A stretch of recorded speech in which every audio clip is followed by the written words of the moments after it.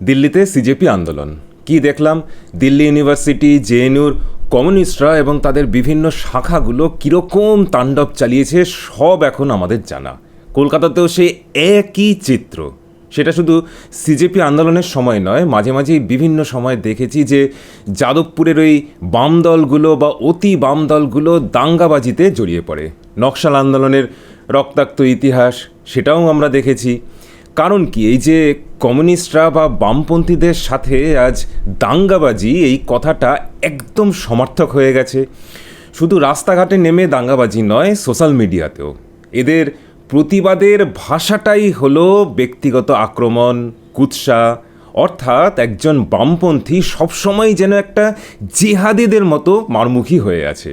ক্ষমতায় যখন তারা নেই তখন এরা একদম অরাজকতা ছড়িয়ে দেয়। উল্টো দিকে আমরা এটাও দেখেছি যে যখন এরা ক্ষমতায় থাকে তখন যে কোনো ধরনের বিক্ষোভ বা প্রতিবাদকে একদম নির্মমভাবে দমন করে এরা। সেটা চীনের তিয়েনানমেন স্কোয়ার হোক কি পশ্চিমবঙ্গের বুকে মরিচঝাঁপি। অর্থাৎ কমিউনিস্টরা বা বামপন্থীরা ক্ষমতাতে না থাকলেও হিংসার পথকেই বেছে নেয়, আবার যখন ক্ষমতাতে থাকে তখনও সরকার সেই হিংসার পথই বেছে নেয় নিজের দেশের জনগণের ওপর। ক্ষমতায় থাকুক বা না থাকুক, তাহলে দেখা যাচ্ছে যে হিংসাই হলো এদের একটা পন্থা বা এদের একমাত্র পন্থা বলা যেতে পারে। অনেকে এই ব্যাপারে হয়তো খুব আশ্চর্য হন, কিন্তু আমি একদমই আশ্চর্য হই না।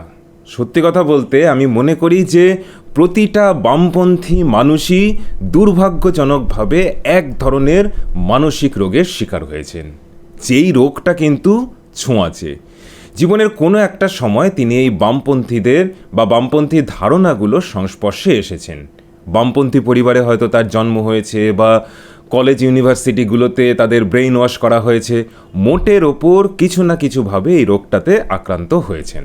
বলতে পারেন আমি এই রুগীদের প্রতি কিছুটা হলেও সমব্যথী। আন্দোলনের নামে একটা বা একদল মানসিক রোগী তাণ্ডব করছে, এটা বলা যেতে পারে। আজকে এই রোগটা নিয়ে আমরা একটুখানি আলোচনা করব যে কি কারণে একটা মানুষ বামপন্থা নামের এই রোগটার শিকার হন। বামপন্থীরা সংখ্যালঘুদের অধিকার নিয়ে কথা বলে, কিন্তু বাংলাদেশের হিন্দুদের শোচনীয় অবস্থা নিয়ে কিন্তু কিচ্ছু বলে না। তারা নারীবাদের কথা বলে, কিন্তু অবলীলাক্রমে মোদিজির মৃতা মাকে নিয়ে নোংরা নোংরা কথা বলতে এদের কিচ্ছু আটকায় না। এটা রোগ ছাড়া কি বলবেন? কিচ্ছু না। এটা আপনি নিশ্চিন্ত থাকতে পারেন যে এটা একটা ছোঁয়াচে রোগ। আপনি যদি জানেন যে রোগটার চরিত্র কী এবং এটা কিভাবে ছড়ায়, তাহলে নিজেকে আর তার থেকে নিজের বাড়ির জেনজি, জেন আলফা যারা রয়েছে তাদেরকেও এর থেকে যাতে আক্রান্ত হয়ে না পড়ে সেটা খেয়াল রাখতে পারবেন। সাথে এটাও আলোচনা করব যে কমিউনিস্ট দেশগুলোতে ইসলাম নিষিদ্ধ, ইসলামিক দেশগুলোতে কমিউনিজম নিষিদ্ধ, আর ভারতের মতো হিন্দু প্রধান দেশে এই কমিউনিস্ট আর ইসলামিস্টরা একসাথে কাঁধে কাঁধ মিলিয়ে দাঙ্গাবাজি করে কেন? আর সাথে freedom of speech, right to dissent, এই সমস্ত নিয়ে হিন্দুদেরকে লেকচার দেয়। কারণটা কি? রোগটা শিকড়টা কিন্তু দেখতে গেলে একদম এক জায়গাতেই। যেগুলো দেখছেন সেগুলো হলো জাস্ট সিমটম। আজ এটা নিয়ে একটুখানি বিস্তারিত আলোচনা করব দত্ত টক্সে। আমি আপনাদের সঙ্গে প্রবাল দত্ত। ভিডিওটা পুরোটা দেখার অনুরোধ রইল, অনেক কিছু জানতে পারবেন। তো এই কমিউনিজমের মূল থিওরিটা বলে নিচ্ছি জাস্ট প্রথম 2 মিনিটের মধ্যে। এর উপরে হয়তো হাজার হাজার পাতার লেখা হয়েছে, ভারী ভারী গম্ভীর গম্ভীর আলোচনা, সেমিনার ইত্যাদি হয়, কমিউনিজম কি, বামপন্থা কি, ইত্যাদি ইত্যাদি। আদতে কিন্তু এর মধ্যে অত গম্ভীর কিছু নেই, গভীরতা তো একদমই নেই। একদম সুপারফিশিয়াল একটা আইডিয়া, একদম সোজা সাপটা হিসেব। কার্ল মার্কসের বক্তব্য হলো প্রাকৃতিকভাবে বা সামাজিক নিয়ম নীতির কারণে একদল লোক কিছু অন্যায় সুযোগ সুবিধা ভোগ করে, আর আরেক দল লোক অন্যায়ভাবে বঞ্চিত হয়। এই নেচার বা ন্যাচারালি ইভলভিং সোসাইটি তাই অলওয়েজ বায়াসড। কীরকম একটু উদাহরণ দিই। কেউ বড়লোকের ঘরে জন্ম নিলেন, সে ছোটোবেলা থেকে বেটার এডুকেশন পাবে, অসুস্থ হলে বেশি ভালো চিকিৎসা পাবে, তাই তার সারভাইভালের চান্সও বাড়বে, জীবনে সাকসেসের চান্সও বেড়ে যাবে। শুধু এইটুকুই নয়, যেমন ধরুন পুরুষরা বেশি মাসেল পাওয়ার নিয়ে জন্মায় নারীদের থেকে, তাই নারীদের থেকে তারা প্রাকৃতিকভাবে বেশি শক্তিশালী। আরও উদাহরণ দেওয়া যেতে পারে, কেউ ধরুন একজন প্রতিষ্ঠিত সঙ্গীত শিল্পীর সন্তান হয়ে জন্মালো, সে তার পরিবারের কাছ থেকে অনেক বেটার সঙ্গীত শিক্ষা পাবে, একজন সাধারণ পরিবারের সন্তান সেটা পাবে না। অর্থাৎ নেচার বায়াসড, যেটা একটা অন্যায় রকম বিভাজন তৈরি করে। এবার সেই অন্যায়কে ঠিক করতে একটা পাল্টা অন্যায় করতে হবে, তবে নেচারের এই অন্যায়ের একটা সুরাহা হবে। সেটা কীরকম? নেচারের অন্যায় একদল মানুষকে সাহায্য করে আরেক দলের থেকে বেশি সফল হতে। কমিউনিজমের মতে এর উল্টোটাও ঠিক, যারাই সফল হয়েছে তারা অন্যায়ভাবেই সফল হয়েছে। অর্থাৎ সব সাফল্যের পেছনে একটা প্রাকৃতিক বা সামাজিক অন্যায় কাজ করছে। সাফল্যের পেছনে যে ব্যক্তিগত পরিশ্রম, মেধা, স্যাক্রিফাইস, এগুলোকে স্বীকৃতি দেয় না কিন্তু কমিউনিজমে। তো তাদের মতে সাফল্য একমাত্র সম্ভব অন্যায় সুযোগ লাভের মধ্যে দিয়ে, আর সেটা যদি হয় তাহলে সফল মানুষের থেকে অন্যায়ভাবে লুট করা, তাদের ওপর দাঙ্গা করা ইত্যাদি আসলে কোনো অন্যায় নয়, আসলে একটা অন্যায়কে ঠিক করা।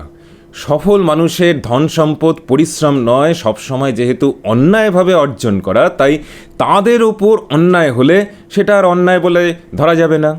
এবার বোঝা গেল যে দাঙ্গা হাঙ্গামা ইত্যাদিকে কেন এত গ্লোরিফাই করা হয় কমিউনিজমে। কারণ ওদের কাছে এটা কোনো অন্যায়ই নয়, এটা হলো অন্যায়কে ঠিক করা। এই যে যাদের দেখছেন যে বিভিন্ন ইস্যুতে দাঙ্গাবাজি করছে, তারা হলো সেই এক রাশ মানসিক রোগী যারা মনে করছে যে তারা একটা বিশাল নৈতিক দায়িত্ব পালন করছে, একটা অন্যায়কে ঠিক করছে দাঙ্গা করে, কুৎসা ছড়িয়ে। তাদের কাছে এটা দাঙ্গাও নয়, কুৎসাও নয়, বা মাওবাদীরা যে সাধারণ নাগরিকদের হত্যা করে, পুলিশকে হত্যা করে, সেগুলো তাদের কাছে সন্ত্রাসবাদী নয়, সবই এদের কাছে হলো বিপ্লব। এই প্রাকৃতিক আর সামাজিক অন্যায়কে ঠিক করার জন্য দরকার হলে এমন একটা ব্যাপক হারে বিপ্লব ছড়িয়ে দিতে হবে, কমিউনিস্টরা যাকে বলে মেহনতি মানুষের সংগ্রাম, যার মাধ্যমে একটা অরাজকতা ছড়িয়ে দেওয়া হয় যাতে সরকার দুর্বল হয়ে যায়। মোটামুটি এটাই হলো সেই এক লাইনের থিওরি যেটা বলেছিলাম, এবং এটাই যাদবপুর বা জেএনইউতে ঢোকার 2 সপ্তাহের মধ্যে একদম মাথার মধ্যে ঢুকিয়ে দেওয়া হয় যে বিপ্লব ওরফে দাঙ্গা, কুৎসা, সন্ত্রাস, এই সবগুলোই হলো সামাজিক বা প্রাকৃতিক অন্যায়ের একমাত্র ওষুধ। ডারউইনের যে থিওরি অফ ইভলিউশন আছে সেটাকেও কার্ল মার্কস নিজের থিওরির স্বার্থে ব্যবহার করেছেন, আর ফ্রেডরিক এঙ্গেলস তো তার উপরে ডায়ালেকটিক্স অফ নেচার এটাও লিখে ফেলেছিলেন। অর্থাৎ সার্ভাইভাল অফ দ্য ফিটেস্টে যেটা ডারউইন বলেছেন যে জীবজগতের বিবর্তন আসলে একটা খুব প্রতিযোগিতামূলক জায়গা, প্রতিযোগিতার একটা বিশাল ক্ষেত্র আর কি বলতে পারেন, যেখানে সমস্ত প্রজাতি কিন্তু জিতবে না, কিছু প্রজাতি জিতবে, বাকিরা হারিয়ে যাবে। যে উপযুক্ত সেই একমাত্র বিবর্তন নামের এই যে প্রতিযোগিতা বা কম্পিটিশন তাতে টিকে থাকবে। তো সেটাকে নিজেদের মতো করে ব্যাখ্যা দিয়েছেন কার্ল মার্কস আর ফ্রেডরিক এঙ্গেলস যে মানব সমাজে যে বেশি সুযোগ পাবে সে বেশি সফল হবে। এই মানব সমাজটাও একটা খুব প্রতিযোগিতামূলক জায়গা, সেখানে সুযোগপ্রাপ্ত যারা তারাই সফল হবে, আর যারা সুযোগপ্রাপ্ত নয় তারা হারিয়ে যাবে। অর্থাৎ নেচার কিছু মানুষকে বাড়তি সুযোগ সুবিধা দেয়, তাদের কাছ থেকে সেই সুবিধাগুলো জোর করে ছিনিয়ে নিতে হবে। আশা করি এটা বোঝাতে পেরেছি যে বিপ্লবের নামে দাঙ্গা হাঙ্গামা কেন কমিউনিজমের একটা কোর প্রিন্সিপালের মধ্যে পড়ে। পরের ব্যাপারগুলো দেখা যাক যে বিপ্লব থেকে ক্ষমতা দখলের জার্নিটা ঠিক কীরকম। সমাজ তো প্রথমে 2 ভাগে ভাগ করা হয়ে গেল, এক দলকে বলা হলো সুবিধাভাগী বা সুবিধাভোগী, আর তাদেরকে বলা হলো যে তাদের নাম দেওয়া হলো বুর্জোয়া।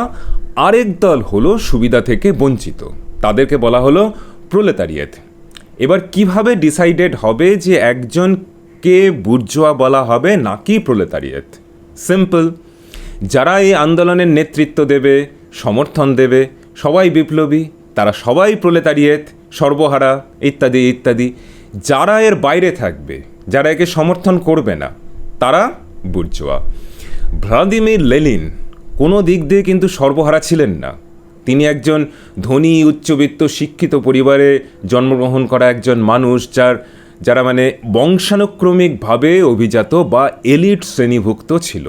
তার বাবা ছিলেন একজন উচ্চপদস্থ সরকারি কর্মী এবং তার মা অনেক জমিজমার মালিক ছিলেন। আমাদের এখানে জ্যোতি বসু থেকে শুরু করে বুদ্ধদেব ভট্টাচার্য বা যত নেতা নেত্রী আছে সবাই এলিট ফ্যামিলি থেকে আগত। ইভেন সিজেপির সৌরভ দাস, তাদের যে কত কোটি টাকার সম্পত্তি তার কোনো সীমা পরিসীমা নেই। তো কমিউনিজমের ভাষাতে যাকে বলা হয় সুবিধা প্রাপ্ত শ্রেণীর সদস্য, এরা কিন্তু সবাই।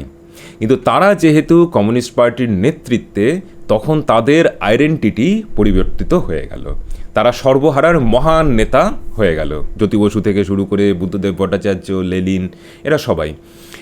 এমনও হতে পারে যে, একটা উদাহরণ হিসাবে বলি, যে একই পরিবারের দুজন সদস্য আছে, একজন কমিউনিস্ট পার্টিকে সমর্থন করে আর একজন করে না।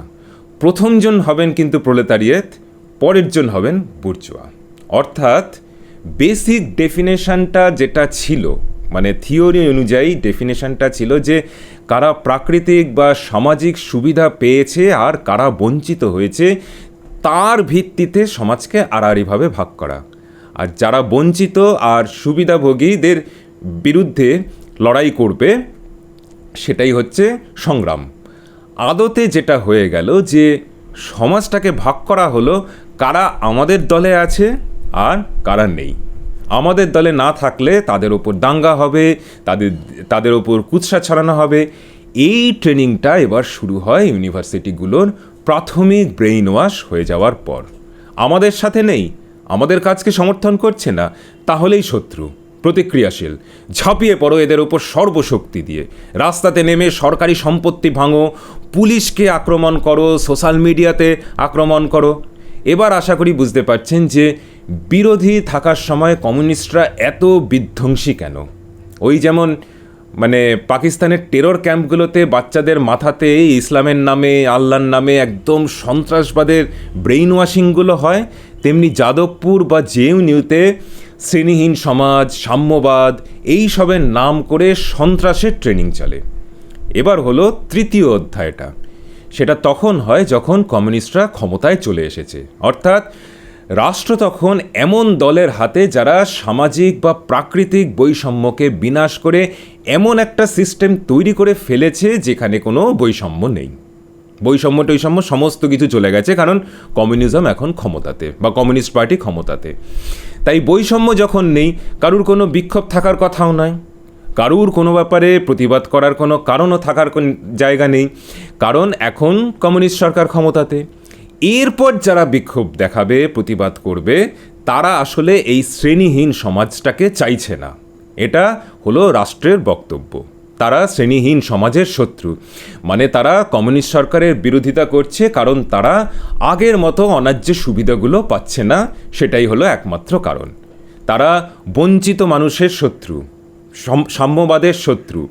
অর্থাৎ বক্তব্যটা হলো যে কমিউনিস্ট সরকার প্রতিষ্ঠার পর যারা সরকারের বিরুদ্ধে কোনো বিষয়ে বিক্ষোভ, প্রতিবাদ ইত্যাদি করবে, তারা আসলে সাধারণ মানুষের শত্রু, বঞ্চিত মানুষের শত্রু, সর্বহারা মানুষের শত্রু। তাই তাদেরকে সহিংসভাবে দমন করতে হবে। অর্থাৎ সেই আমরা আর ওরা থিওরি।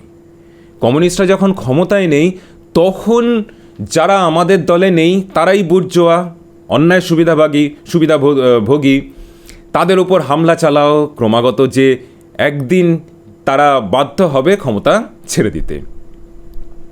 তারপর কমিউনিস্ট সরকার স্থাপন হলে কোনো বিক্ষোভ, বিপ্লবকে একই রকমভাবে সহিংসভাবে দমন করো, কারণ কমিউনিস্ট সরকারের বিরুদ্ধে যারা, তারা প্রতিক্রিয়াশীল। এবার আশা করি বুঝতে পারছেন যে তিয়ানানমেন স্কোয়ারের ঘটনা কেন ঘটেছে, মরিচছাপি কেন ঘটেছে, মাওবাদের জন্ম কিভাবে। একজন পোড় খাওয়া মার্ক্সবাদীর কথাবার্তার সাথে আল কায়দার সন্ত্রাসবাদীদের কথাবার্তা, চিন্তাভাবনা কী করে মিলে যায়, এটা নিশ্চয়ই এবার পরিষ্কার হয়ে গেছে। এবার আসি কমিউনিজমের থেকে বাম ইসলামিক পন্থার জন্ম কিভাবে। এখন যেই বাম ইসলামিক পন্থা আমরা দেখছি, বিশেষ করে ভারতের বুকে, 90-এর দশকের পর থেকেই কমিউনিজমের পতন শুরু হয়ে যায়। সবাই বুঝে যায় যে এটা একটা ভয়ঙ্কর আইডিয়া। কমপ্লিট অরাজকতার মধ্যে দিয়ে কমিউনিজমের উত্থান হয়, আর তারপরে ক্ষমতায় থাকলে সবচেয়ে দমন পীড়নমূলক নীতি এরা নেয়। তো এখানে মেধাকে মূল্য দেওয়া হয় না, আপনি আমাদের দলে কি দলে নয় এটাই মুখ্য ওখানে। আপনি দলে না থাকলে, দলে না থেকে যদি জীবনে শুধু মেধার পরিশ্রমের মাধ্যমে জীবনে সফল হন, তখন আপনাকে সুবিধাভোগী শ্রেণীর বলে একদম দাগিয়ে দেওয়া হবে। যেখানে মেধাকে সম্মান করা হয় না সেখানে কি হয়? সেখানে সার্বিক উন্নতি সমস্ত কিছু বন্ধ হয়ে যায়, অর্থনীতি ভেঙে পড়ে, সমাজের যে গ্লুটা থাকে সেই গ্লুটাই নষ্ট হয়ে যায়। একদিকে কমিউনিজমের দমনপীড়ন নীতি, অপরদিকে অর্থনৈতিক অবক্ষয়। এতে কি হলো? কমিউনিস্ট কান্ট্রিগুলোতে কোটি কোটি লোক মারা গেল, রাষ্ট্রের সন্ত্রাসের চাপে কান্ট্রিগুলো ভেঙে গেল, ভেতর থেকে একদম পুরো ঘুণ ধরে গেল। সবই সেই নেচার আর ন্যাচারালি ইভলভিং সোসাইটির তথাকথিত বৈষম্যকে মেটানোর আছিলাতে।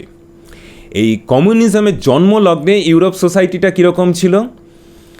মানে যদি দেখা যায় সেখানে রয়্যাল ক্লাস, অ্যারিস্টোক্র্যাট ক্লাস এর সাথে ওয়ার্কিং ক্লাসের কিন্তু বিস্তর ফারাক ছিল।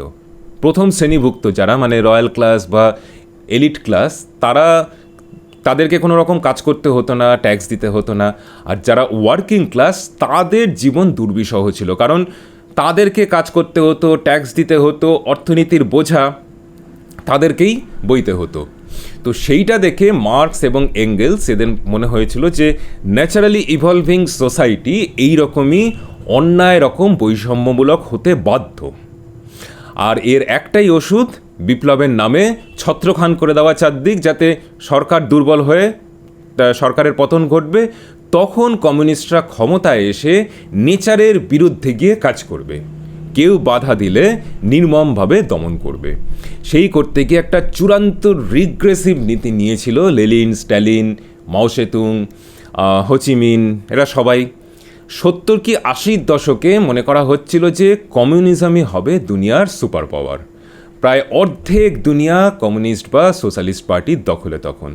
কিন্তু 90-এর দশকের সময় গিয়ে কমিউনিজমের দ্রুত পতন ঘটতে শুরু করলো, আর ইউরোপের ক্লাস ডিভাইডেড সোসাইটিও তখন আর এক্সিস্ট করে না। তখন কমিউনিস্টরা বুঝলো যে তাদেরকে যদি সারভাইভ করতে হয় তাহলে একটা মেটামরফোসিস দরকার। তারা বলল যে যদিও সোসাইটিতে ক্লাস বলে আর কিছু এক্সিস্ট করছে না এখন, তবুও সামাজিক এবং প্রাকৃতিক বৈষম্যগুলো এখনও এক্সিস্ট করে। মানে ক্লাস সিস্টেমের বাইরেও সোসাইটিতে অলওয়েজ কিছু না কিছু সামাজিক এবং প্রাকৃতিক বৈষম্য থেকেই যায়। নারীরা প্রাকৃতিকভাবে দুর্বল, সংখ্যালঘুরা সামাজিকভাবে দুর্বল, অর্থাৎ ক্লাস সেন্ট্রিক পলিটিক্সের টেমপ্লেটটাই তারা ইউজ করলো। এবার সেটাকে আইডেন্টিটি বেসড পলিটিক্সে নিয়ে এলো, একদম পুরো কপি পেস্ট করে। একজন নারী জন্মসূত্রে পুরুষের কাছে বৈষম্যের শিকার। মানে ধরুন মমতা ব্যানার্জি, তিনি নারী, কিন্তু তাহলে কি আপনি বলবেন যে তিনি একজন বৈষম্যের শিকার হয়েছেন নারী হয়ে পুরুষের কাছে? এদের কাছে যুক্তিটা কিন্তু সেরকমই। মানে একজন নারী মানেই একজন পুরুষের কাছে বৈষম্যের শিকার, আর পুরুষ মানেই সে একজন পারপিট্রেটর। তো এটা একদম স্বতঃসিদ্ধের মতো ওদের কাছে। এর থেকে কিসের জন্ম হলো? এই নারীবাদের, নারী আইডেন্টিটি বেসড একটা পলিটিক্স। তো একটা সমাজে সংখ্যালঘু হয়ে জন্মালেই সেই রকমই তারা সংখ্যালঘুরা বৈষম্যের শিকার। এর থেকে জন্ম সংখ্যালঘু তোষণের। এই যে জন্মগত পরিচয়ের ওপর ভিত্তি করে রাজনীতি, এটা কমিউনিজমের জন্মলগ্নেও ছিল, এখনও সেটা, মানে তার সাথে নারীবাদ, সংখ্যালঘুবাদ একসাথে জুড়ে জন্ম নিল বামপন্থার। কিন্তু টেমপ্লেটটা কিন্তু যেহেতু এক, তাই এদের মেথডগুলো পুরো এক। তাই এখানেও বলা হলো যে কোনো সংখ্যালঘু যদি সংখ্যাগরিষ্ঠের ওপর কোনো অন্যায় করে, সন্ত্রাস চালায়, সেটা কিন্তু কোনো অন্যায় নয়। কারণ সংখ্যালঘু সম্প্রদায়ের মানুষটা যে জন্মসূত্রেই অন্যায়ের শিকার, মানে যেই স্বতঃসিদ্ধটা ছিল, সংখ্যালঘু সম্প্রদায়ের মানুষ জন্মসূত্রেই অন্যায়ের শিকার হয়েছে, সেটা সন্ত্রাসবাদের মতো অন্যায় দিয়ে সেটাকে ঠিক করতে হচ্ছে। অর্থাৎ সেই একই টেমপ্লেট দাঙ্গা, হাঙ্গামা, সন্ত্রাস ইত্যাদির মতো সহিংস পদ্ধতির সাহায্যে একটা প্রাকৃতিক বা সামাজিক অন্যায়কে শুধরানো। এবার বুঝতে পারছেন যে ইসলামিক টেরোরিজমের ওপর বামপন্থীদের কেন এত সবসময় সফট কর্নার? কারণ তারা একেও এক ধরনের বিপ্লব হিসাবে দেখে বা দেখাতে চায়। কাশ্মীরের বিচ্ছিন্নতাবাদকে সাপোর্ট করে, পাকিস্তানকে সাপোর্ট করে, এরা কি সমস্ত সংখ্যালঘুদের পাশে দাঁড়ায়? এইখানেই একদম ব্যাপারটা পুরো ফানি হয়ে যায়। ইরানের মতো ইসলামিক সমাজে নারীদের পাশে দাঁড়াবে না। বাংলাদেশের মতো দেশে হিন্দুদের পাশে দাঁড়াবে? কোনো চান্সই নেই। পাকিস্তানের মতো দেশে বালুচ কি পাখতুনদের পাশে দাঁড়াবে? একদমই না। কারণ ওরা জানে যে ইসলামিক দেশে বামপন্থীদের কোনো রাজনৈতিক ভবিষ্যৎ নেই।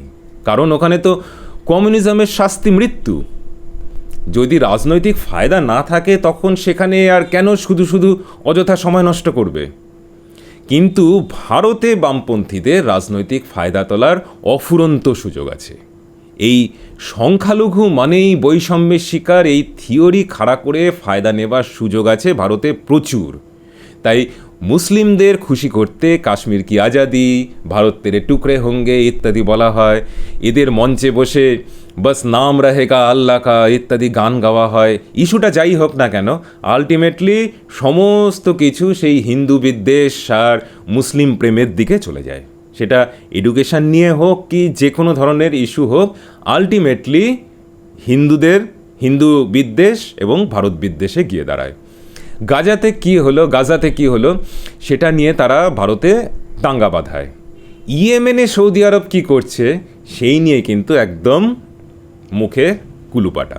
কারণ কমিউনিজমের পতনের পর এই সংখ্যালঘু তোষণই ভারতের বুকে একমাত্র খড়কুটো টিকে আছে এই বামপন্থাকে প্রাসঙ্গিক থাকার জন্য।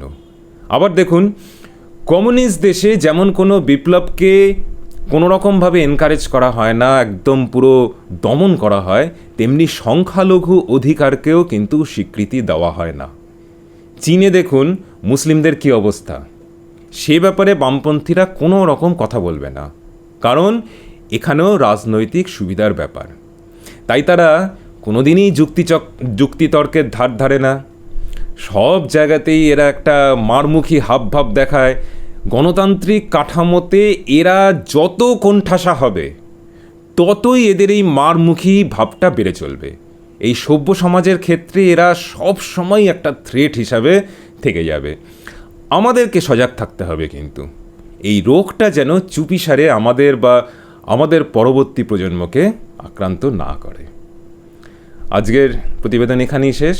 আশা করি যে পয়েন্টগুলো ছিল সেই পয়েন্টগুলো কিছুটা বোঝাতে পেরেছি। ফিরে আসবো আবার পরের প্রতিবেদনে। নমস্কার, ভালো থাকবেন।